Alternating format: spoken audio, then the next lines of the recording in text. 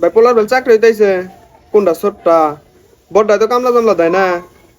তাই তুই টিয়া কনে বাবা ব্যাগটা বেচা কিনা কি একটা তুড়ি টিয়া দেওয়া ঠিক হবো পরে যদি তোমাকে না দেখে। ভাই গরু এটা নিয়েছিলা কত দাম হলো?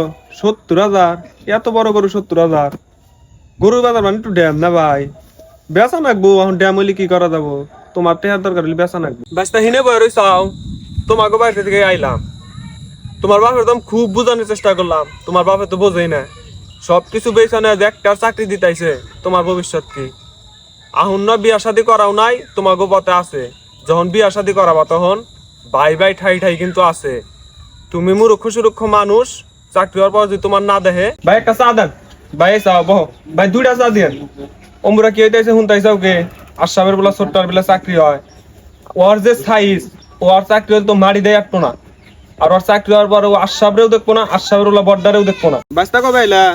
ছুটি কয়দিন? 7 দিন। বহ, বাস্তার দিছে আর ওরা ভালো হয়ে গেছে গা। আর ভালো বই না গা, তোমার চাকরিটাই তো সুখে। তোমার চাকরি নিয়ে তো আমি কম কষ্ট করি নাই। একবার তোমার বাপেরে বুঝাও, একবার তোমার মায়েরে বুঝাও, উল্টা উল্টা তঙ্গবাড়ির ব্যক্তির আমি বুঝাইছি। তাহলে বেতন টেতন কি বাকি সব কেম্বুরাই পাঠাও? তাগল পাঠাও না, নিজের একটা ভবিষ্যৎ আছে। এখন নয় বিয়া শাদি করো নাই, একদিন বিয়া শাদি করবা, বাচ্চারা চোবো, নিজের ভবিষ্যতের কথা মাথায় রাখো। আর এমবুরা যতই পাঠাবা খালি খাবো আর রাখবোই, 2 দিন পরে আর তোমার মনে রাখবো না।